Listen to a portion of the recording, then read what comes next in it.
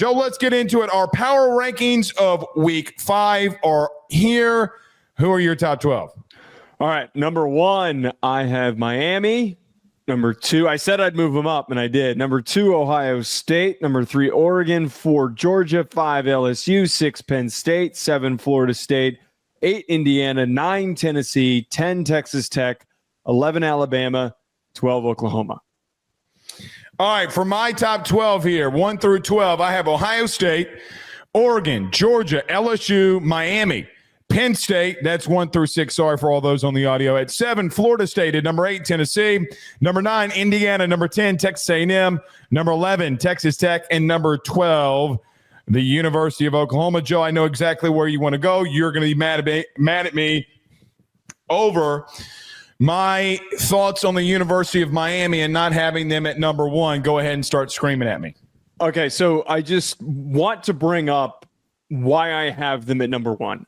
I have said this over and over again, and I brought it up last week during the power rankings, and I realized as I was pitching it how almost illogical it was that I didn't have them as my number 1 team. I think that Miami is the most balanced team at the current moment. I'm going to keep saying that over and over and over again. It is important to me that when they were struggling to throw the ball, that they were able to lean on their run game. And in different instances where they needed big splash plays through the air like they did against Notre Dame, they were able to generate that. They have so many different ways to attack you on offense and on defense that they deserve at the current moment to be the best team in college football. I also think they have been the most tested on a week-by-week basis. We can downplay the Florida game. We can downplay the Notre Dame game because they're not ranked that highly at the current moment. Florida has a good roster. Notre Dame has a good roster, and they are going to slowly rise back up in the rankings. And USF is one of the best G5 teams who beat Florida, and they smoked them, completely dominated them. Miami has accomplished the most, and they have proved the most to this point. Is there a chance they move down later on as a team like Georgia maybe plays really well against Alabama, or Penn State or Oregon plays really well this weekend? Absolutely. But up to week 5, Miami deserves to be there. I think you're too low. I think at the very least they need to be in the top 3, especially over LSU, by the way. Well, okay, that's where we have an issue. The game was 13-7 with 5 minutes left, and Florida had the ball on their own 40. It's not – I mean, they scored 13 points, did Miami, at the end of it to get to 26 at the end of the game because Florida went for it on 4th down inside their own 20-yard line or inside the 20-yard line at the end of it. Go check it if you'd like. But with 5 minutes left in the go, that game was 13-7 and Florida's got the football. So if we're going to compare it to LSU, please go and look at it because it is. No, I'm not doubting how it happened, but the reason why LSU dominated Florida from start to finish and was for a longer time expanded in that with a hurt quarterback. So I get what you're saying. I understand what you're saying. LSU caught 5 or intercepted DJ Lagway 5 times, and you talk about. Well, Miami blew out South Florida, who beat Florida. Well, it was a 7-point game, literally, with 5 minutes left. So the transitive property thing, in and of a common opponent, and playing the both of them doesn't really relate.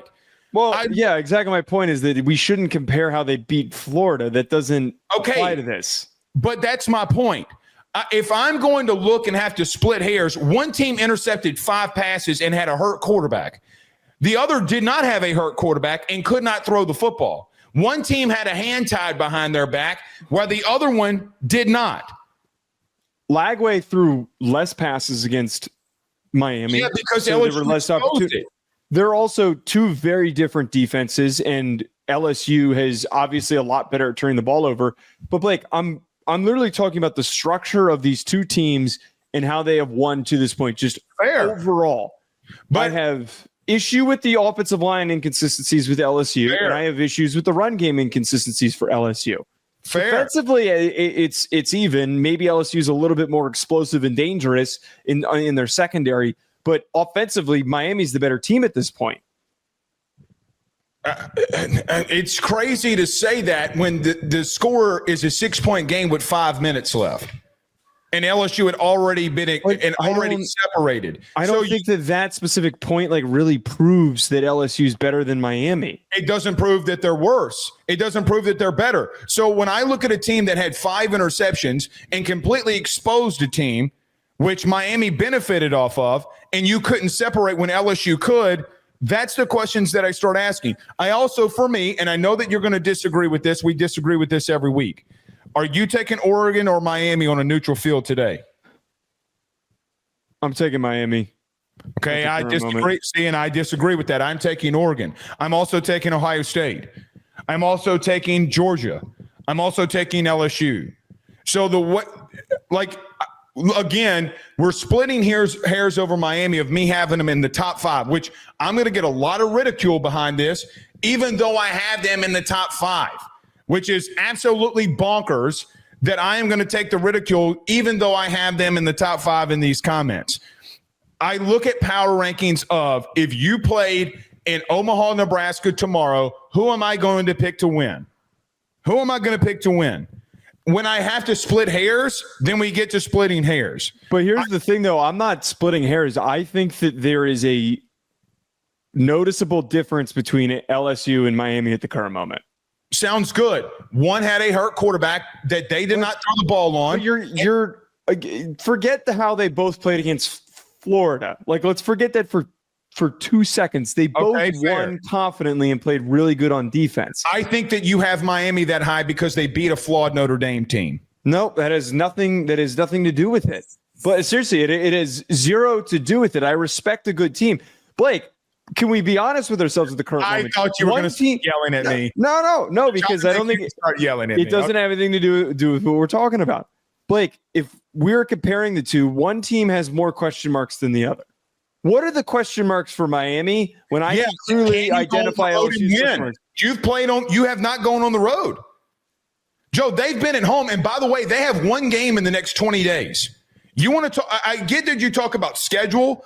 They've played at home, and we have no idea what they are on the road. What does that team look like on the road in a hostile environment? You have no clue. So guess what? I'm going to get to understand what Ohio State is, the reigning national champion. I actually saw Oregon go across the country and play a game and dominate. I've seen Georgia go on the road and dominate in a hostile environment. I've seen LSU go in a hostile environment and win with a hand tied behind their back. So you ask me what Miami is. And by the way, I get that they're doing fantastic right now. Again, I just continue to say they are in my top 5, and I think they are going to win the ACC. However, they have had a little bit of being able to be home. What does this team look like on the road? Can they overcome? And can Mario Cristobal overcome? I trust every coach above them before I do Mario. The coaching thing I will allow, and I will be completely fine with it because Mario is the least proven of all the coaches that we're talking about there, except maybe Dan Lanning. He's on par with Dan Lanning because Cristobal had success when he was at Oregon. But Blake, you can point out that all those teams that you mentioned have stellar performances down the line. The only team that I actually think doesn't have a question mark of the 4 that have been mentioned is Oregon, mostly because nothing's been exposed. They have not been placed into a setting where they can really be exposed. We're going to find that out this weekend if they do have a serious issue that could hold them back, or if they are just so supremely talented. But for Penn State, who's not even really in this conversation because we had them behind Miami, Drew Aller's a question mark. Can he play up to the potential? Ohio State's run game played really poorly against Texas, which was their biggest challenge. Can they get that going? Georgia's secondary played very, very poorly against Tennessee, and as high as we are on that secondary, wait.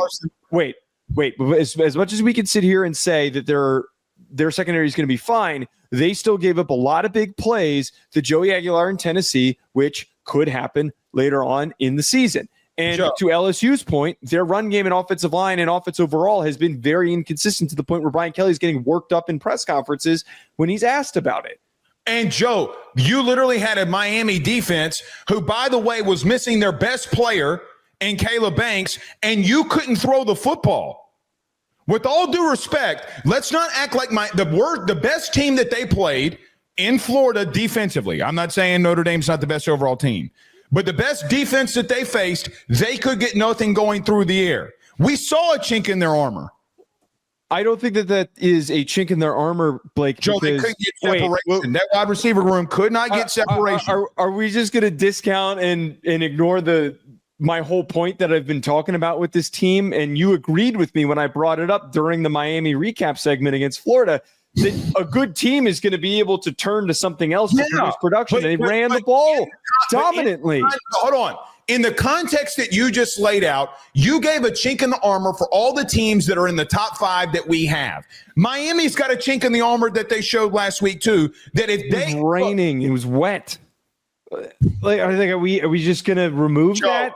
It rained for the first 5 minutes in the first quarter, and it didn't rain after that. Nobody was wearing gloves because the field was very visibly soaked. Okay. Like, it's not like that didn't have an impact on them being able to throw the football. Beck didn't play great. I don't disagree with that. Okay. He didn't play, but he's been better up until this point than. What's the best win in college football today? It's Georgia beating Tennessee on the road. Probably the Georgia-Tennessee game. Has Miami been tested that way? No, but if we're talking cumulative opponents that they've faced, they have had. They don't have any. Say it again. They don't have any right now. No, what I said was that out of all of the team, they have just the full scope of their schedule. They have had the hardest schedule. Most teams have played one hard team, one tough team. They have actually faced in this span 3 blue blood programs that had quality rosters and the best G5 team. Who's the third blue blood? Sorry, second. Notre Dame and Florida. Two. I was about to say. Two. I made that up. I get what you're saying. I understand what you're saying. I just don't know if they're better than those teams that I have above them. And I know I'm going to get yelled at. I get it. I also don't think that there's a team that's been able to test them through the air either. I don't know if that secondary is as good as we're making it out to be because DJ barely threw the ball. And with all due respect to Notre Dame and CJ Carr, it was his first start and it was on the road. And quite honestly, I know the kid might be good. He's not anywhere close to touching or scratching the surface of what he would even be at the end of the year. Like I don't disagree with that, but I think that a lot of the way that Miami's secondary is playing is indicative of a unit that is going to be really good. They have not played. They don't give up any explosive play. They haven't had a team that can hit it on them either. They really haven't. I mean, I'm not sure. Notre Dame did, actually, if we're being honest. There were some fade routes down the sideline that they hit them on. I know we're spending a lot of time on this Miami segment, but Notre Dame did. And I got to be real with you, Joe. If Miami can if Notre Dame can hit multiple fade routes, Jeremiah Smith might go for 250. Just throwing it out there. I'm not trying to be rude, but I think that's hyperbolic. You don't think Jeremiah Smith, if Notre Dame with a brand new quarterback? No. It was also the first game that secondary was playing together. It's 4 new guys that were brought in. And you had a brand new starter at quarterback for Notre Dame. Like, there's excuses you can go and throw out all over the place. Can I just say this? If we are going to give LSU credit for the dominant performance that they had against Florida, why can't we give Miami the same credit for the dominant performance I did, but here's the thing. LSU went on the road before we knew. People want to discredit the Clemson win because Clemson started falling off. Let's not act like that they didn't have the highest level of pressure in week 1 that they had to overcome. They beat teams with a hurt quarterback and no run game. Think about that for just a moment. Now what can they be that kid's fully healthy? Now what? Well, I just think we're assuming that Nuss is going to be good. And I said that I thought that Nussmeier was going to play well now that he's hopefully healthy, but we're assuming. As much as I've come down on the kid, okay, even if he did what he did a season ago, so a 4,000-yard passer, even if he gets back to the form that he was a season ago, that team's more dangerous. and watch them lose this week to Ole Miss. Well, you just said it. All right, what do you have? What issue do you have with my ranking? Right. I haven't seen yours, so let me poke holes in this very quickly. We both have Florida State at 7, Penn State, Georgia. I mean, we pretty much have the same. You know who is a high riser in this? Both of them. I'll just put them in here. Indiana or Texas Tech. I mean, we both have them in the same spot. I was kind of blown away. Right. That happened. So which one do you want to go to? I mean, Texas Tech looks like that they're going to win the Big 12 here. Yeah, and I think that what I said on the Sunday show, I stand by. I really do believe that Texas Tech is the best team in the state of Texas, and I really think that this year, I know it was just one game. Hold on. Say that again. They are the best team in the state of Texas. I said that I clipped that and I posted it on our TikTok, and Texas Tech fans love that. Seriously, wait, they're better than Texas A&M in my opinion. And I believe you had them ranked higher than Texas A&M. So you agree with me. Wait, let's see. Oh, no, you have Texas A&M ahead of them. I guess that opens it a little bit of a conversation because I don't think they're better than A&M. I'm sorry. I don't. Like a backup quarterback came into the game and their offense got better. At Utah. Like that defense that Texas A&M has when we're going to do the preview coming up, and I don't have them in my top 12. I don't think Texas A&M is as good as some people are making them out to be. Their defense gets cooked by explosive plays. They are one of the worst defenses in college football in EPA per rush, and they're also just overall one of the worst defenses in allowing explosives. They're also second in the country in hitting explosive plays too. That is a very chaotic way to live and die by. And it's what Miami's problem was last year. It is. But do we think that Miami was a top 10 team last year? They were for most of this. They were for most of the season, but then we found out that eventually you weren't as high on Miami as I was last year. If you remember, I had Miami the entire season around 8-9 and got obliterated for it. I don't want to go as far as to say Texas Tech is the best team in Texas. Not yet. They're getting there. Now, I would favor them over Texas because I don't know what Texas can do offensively. A&M did go on the road and beat Notre Dame. And regardless of what you want to say about that, I think it's just as much of high quality of a win as going into Utah and winning. Well, we're not building a resume, though, for a top 25 ballot. We're ranking the teams based on who we think is better and who's worse. Yeah, I would go A&M. But you just said earlier that Miami should be number one because they deserve to be there over what they just went to. Then if you're going to keep that same logic. That wasn't my argument, though. My argument was that through the games that they've been tested in, they have proved themselves they've proved that they're the most balanced team. I was mostly pointing out. Why do you make me be the bad guy? Because I love Texas Tech. I'm not trying to make you be the bad guy. You do. I can't go that they're the best team in Texas. I can't go there yet. I think that Dickey and if it's Morton or Hammond playing, I think that they would put up 450 yards of offense. Here's the question. Do you stay with Hammond any? I know that that's a talking point at the current moment, and there was a lot of reactions in a bunch of group chats I was in saying that, start Hammond. I don't think you do that when you've got a veteran leader. I don't need keep Morton in. If the interceptions were that egregious, then yes. Look, I think Texas Tech is a top 12 team. They have the talent. Terrence Carter is a beast. They can run the football. I would need to see them beat a team like A&M first, personally. Like Joel, in a neutral field tomorrow, just humor me. Are you taking Bama as an example or Texas Tech? I would assume that you're going to lean Bama. You're going to go. I know it depends on what Bama does this weekend, but no, I don't think that I would. You would go Bama. I don't think that it's because what am I going off of with Bama that they're so easy to pick over Texas Tech? They've got a really bad run game and they have been unproductive at getting sack production, and they're going up against. That would be the best. Texas Tech's offensive line would be the best that they've seen so far this year, and their defensive line not better than Florida State's. Florida State's number one in the country and or number two in the country in rushing. They've been killing teams. Well, more so in pass protection. I think that the A&M offensive line has, I forget what stat that I had pulled for last week, and they've backed it up this past week. Their offensive line has been one of the best at protecting on pass. Yep.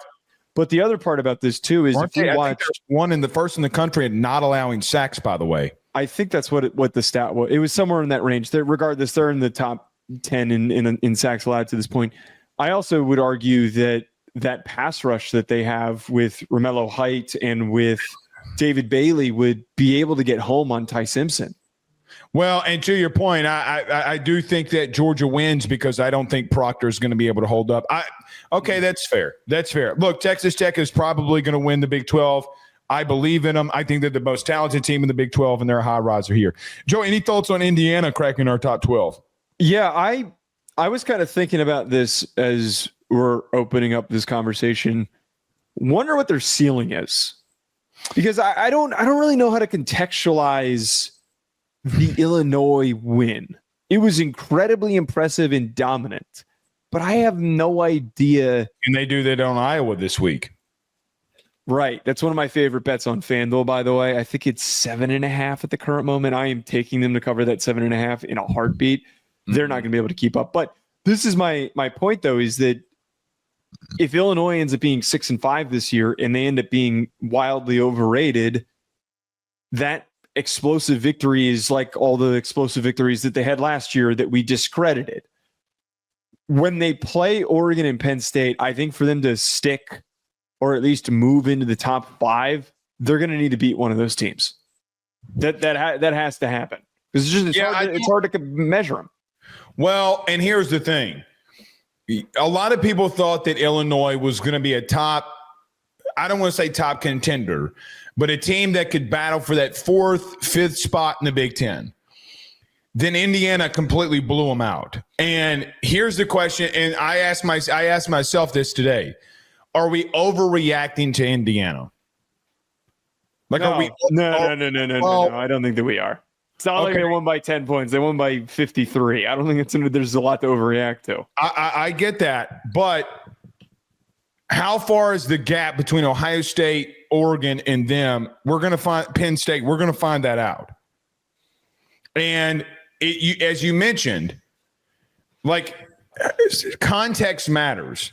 Joe, they had a pair of freshmen that were out there at corner, true freshmen. Mm-hmm. And so, I mean, you can run things up when these kids can't cover. And I think wait, but hold on. They stopped throwing the ball most of the second half. They were running the ball most of the second half. But Fernando had like 2 passing touchdowns in the third quarter. It's not like they stopped in the second half. Yeah, but they weren't really exactly taking shots. Yeah, in the fourth quarter, they called off the dogs, and then Black just went stupid, and they kept scoring. I mean, I get what you're saying, but it's not like they completely took starters out either. Like they were still doing some stuff. I mean, like I get what you're saying. I understand what you're saying. For me, I keep asking, are we overreacting? Now, are we properly reacting? I don't know. I think we're properly reacting, moving them up into the top 8 where we both had them. I think we both had them at 8 because it's a comically impressive win. It's not like they won by 15. It was a plucky victory that they pulled off, and they just looked really confident doing it. They smoked them, and they tried to slow down, and they still smoked them. I think that deserves recognition for what they did. But to this point, until they play Penn State and Oregon, they really shouldn't move up any further. Unless they beat Iowa by 100, maybe we could reconsider. Maybe we could. There's something interesting before we turn the page here and talk about A&M and Auburn. Either Oregon or Penn State this week is going to have a loss. LSU could have a loss this weekend to Ole Miss, which then I don't know if we don't have to put Ole Miss into the top 12 here because they would be a 5-0 team. And Joe, that schedule, I just don't think it's going to happen. Well, Joe, I mean, there's a strong chance that they're 7-0 by the time that they get into going into play versus Georgia. And I don't know if there will be a team, quite honestly, because what is Florida going to be? By the way, that game's at Ole Miss. Like you have Georgia as the big one here, right? Like you have Georgia left on the schedule, and I get that. But now you're going to have to start convincing me who else is going to beat them because they got back. I mean, they lost to Kentucky, LSU, and Georgia a season ago. I mean, not Georgia. They lost to Florida, LSU, and Kentucky a season ago. Joe, there's a strong chance with their schedule here. See, I don't mind you pitching in this hypothetical world. I just don't think it's going to come to reality. I think then who's going to beat them? Well, LSU. Well, okay. Well, we were assuming LSU lost and they beat LSU, but hypothetically speaking, what I was trying to get at here was, Joe, there are potentially three teams this week in our top 10 that are going to have one loss because Tennessee already has their loss. They're in our top 10, our top 12. Penn State or Oregon are going to have a loss, and LSU could have a loss. I picked Ohio State to lose. So, God forbid if they did lose, brother, we could have a lot of shakeup this week. We're going to have a shakeup. We are, and here's the thing in the modern version of college football, and I understand that this is a general gripe for you, how the sport has changed to this direction. You can have a loss and still be incredibly dominant. You can have two losses and still be incredibly dominant. So I would almost argue, and I know I'm going to sound like such a dummy for saying this, but because the committee has focused on the quality of teams' losses, there is legitimacy to the argument of, all right, as long as you don't get blown out by a top-ranked team and you lose by a score, it's pretty impressive. Tennessee's loss was one of the most impressive loss of the year. I know that sounds like a stupid participation trophy take, but that's true. I learned more about Tennessee, and I was impressed by Tennessee. Yeah, because we thought they were going to get blown out. We thought Aguilar was going to be a lame duck quarterback.